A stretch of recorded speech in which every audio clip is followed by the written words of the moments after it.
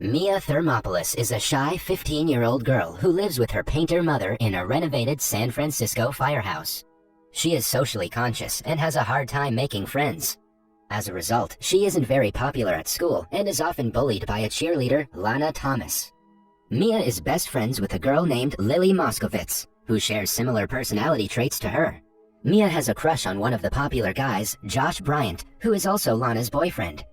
She sees them kissing and imagines herself in Lana's place. That day, Mia goes against Josh in a debate competition. A confident Josh makes everyone cheer with his bold opinions, but when it is Mia's turn, she stutters, making the entire class laugh at her. Humiliated, she runs away as everyone makes fun of her. After school, her mother says that her grandmother on her father's side has come to San Francisco from Genovia and wishes to meet her. Mia is confused as to why she wants to meet all of a sudden when she has never bothered to contact them till now. The next day after school, she goes to the address and ends up in front of a massive mansion. She is welcomed by a butler who leads her to her grandmother, Clarice Rinaldi. Mia is then informed that her grandmother is actually the Queen of Genovia, a small European kingdom. The reason she wanted to see Mia was to inform her that her father was Crown Prince of Genovia and, due to his recent death, she is now the next in line to the Genovian throne. At first, Mia thinks that the old woman is joking, but she soon puts two and two together and is beyond shocked to find out that she is a princess who is now responsible for an entire kingdom. The queen says that she will have to move to Genovia and become an entirely different person than she is now. Overwhelmed by all the information, Mia refuses to be a princess and runs away. When she returns home, she is mad at her mother for hiding the fact that they are royals. It turns out that after Mia's parents divorced, they agreed to let her live with her mother so she could have a normal childhood. They had planned to tell her when she turned 18, but now that her father is dead, she has to take on the responsibility. The next day, she, her mother, and the queen talk about the matter. The queen wants to introduce her as the princess to the world, but before that, she wants to train her on how to act like a princess. Mia is strictly against the idea, but her mother persuades her to attend the princess classes and decide if she wants to be a royal after that. Till the ball, Mia will have to keep this a secret.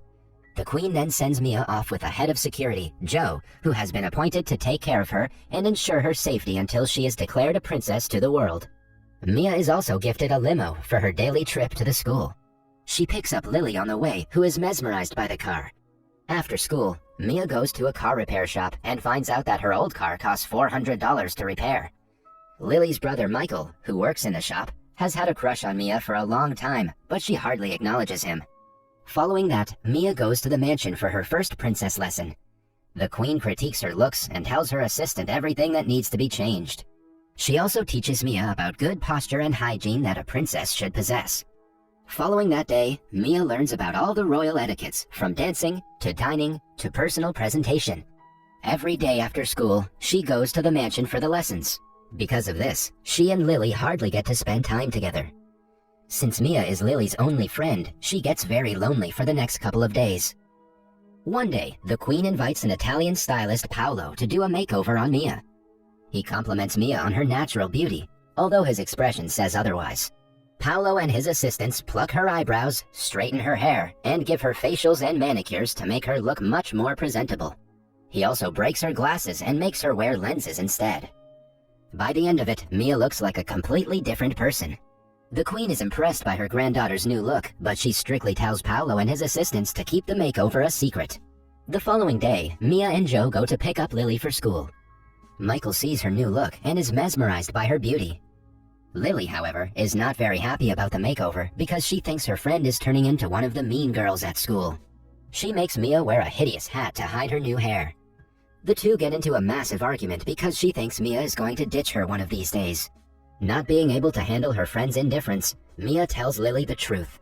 Suffice it to say that Lily is surprised, but she agrees to keep it a secret when Mia explains that it is for her safety. When in class, Lana bullies Mia to take the hat off and everyone is surprised by her beautiful hair. The following day, Michael asks Mia to come to a music convention that he is going to perform in. He is really passionate about music and hopes she will be there to watch him perform. Mia promises to come but is dismissive about it. When she reaches school, she is swarmed by reporters who ask her several questions about being a princess. The secret has somehow gotten out and Mia is in trouble. She believes that Lily told it to everyone, but Lily insists it wasn't her. When the situation gets out of hand, the Queen comes to the school. They find out that the stylist Paolo was the one who told the media about Mia to claim his way to fame. The next evening, the Queen holds a royal dinner party where she presents Mia to some high-ranking royals from around the world. The dinner goes pretty well until Mia accidentally lights a guest's sleeve on fire and dumps his arm into an ice bucket. As she tries to pick it up, the servers trip and fall to the ground, dropping the fruits onto the guests. The Queen sits holding her head at the disastrous dinner, but the guests laugh it off. In the next training season, contrary to Mia's predictions, the Queen isn't mad at her. In fact, she cancels all her meetings to spend a day with her granddaughter. They go to the arcade together and have a lot of fun. The Queen plays all of Mia's favorite games, takes pictures with her in a photo booth, and tries her favorite corn dogs. On their way back home, Mia drives, but while trying to climb up a slope, the car's brakes malfunction. She crashes the car into San Francisco's famous cable cars loaded with people. The police are about to arrest Mia, but the Queen uses her public speaking abilities to persuade the officers into letting them go. By the end of the encounter, he even calls a police car to drive the royals back home. Mia is impressed by her grandmother's skills and even calls her the best queen. When she goes to school the next day, she is surrounded by kids asking for her autograph. She was used to being unseen, but now she is the talk of the school. Even Lana pretends to be her friend to a reporter for clout. Her longtime crush, Josh, asks her out on Saturday to a beach party and Mia agrees to go. She then apologizes to Michael for not being able to come to the convention. He is clearly hurt that she is ditching him for Josh. At night, Mia's mother points out that Josh never liked her before he knew she was a princess, but Mia ignores her comment. The beach party goes well for the first few hours. That is, until the reporters crash the party looking for Mia. She and Josh hide in a shack. He tries to kiss her, but she retreats because something doesn't feel right. When they come out, Josh forcefully kisses her to give the media something to talk about. Following that, Lana and her group trick Mia into changing her clothes in a tent and invite the paparazzi. They snap photos of her covered in only a towel, which are sure to make headlines the next day. After returning home, a humiliated Mia cries in her mother's arms. The following morning, the unflattering photos make the news with exaggerated and outrageous headlines which upset the Queen. Mia apologizes for her actions and admits that she is unfit to be the princess. The Queen still invites her to the ball and asks her to bring any friends she wants, except Josh. After Mia leaves, Joe makes the Queen understand that Mia is still a teenager and her granddaughter before she is a princess. The two agree on the fact that Mia is ready to take on the responsibility to be the ruler of their country, seeing how she took the criticism and reacted accordingly. At school, Mia apologizes to Lily for not being herself for the past few days and for missing a talk show that Lily had invited her to. The two reconcile and decide to go to the ball together. Later during gym class, Josh starts making fun of Mia again. She hits him with a ball and wins a baseball match against him to teach him a lesson. In the evening, Michael comes to her house to deliver her car from the car shop. Mia apologizes for not coming to his show and invites him to be her date at the ball. However, a hurt Michael refuses to acknowledge her and sarcastically claims that Josh would look better in a tuxedo. Mia and her nerdy friend are together during lunch when Lana and her group make fun of the two. Having had enough of the bullies, Mia smothers ice cream on Lana's dress, embarrassing her in front of everyone. Later that day, the Queen apologizes for being harsh on her and asks her to give a speech to renounce her title to the people at the ball. She also hands Mia a diary that her father wanted to give her for her 16th birthday. After she leaves, Mia decides to run away to Colorado, scared of disappointing the Queen and the people at the ball with her speech. The responsibility feels like too much burden for her, so she has decided to take the easiest way out. After packing the bags, she reads a letter her father had left her. In the letter, he explains the importance of courage for a royal. He also claims that he loves her mother and her very much. Touched by his words, Mia changes her mind and decides to go to the ball. Since she had told everyone she would come to the ball herself, she has to drive in the pouring rain.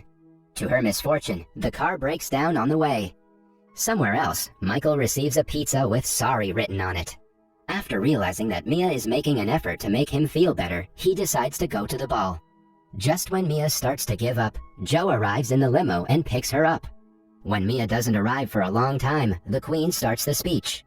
In the middle of it, she sees Mia drenched from head to toe, ready to talk, so she leaves the stage for her.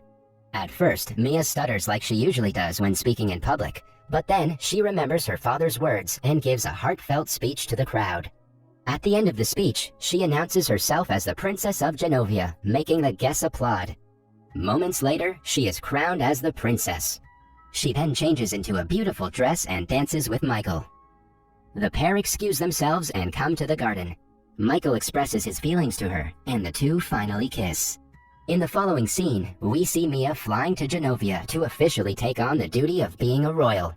Her mother is also moving with her, and Michael and Lily are visiting for summer vacation. At the end of the movie, we are shown the massive palace of the Royals of Genovia. That was all from the video. I hope you liked it. Subscribe for more content like this and hit the like button to help us out. Also, leave a comment if you want us to recap your favorite movie. Until next time, take care.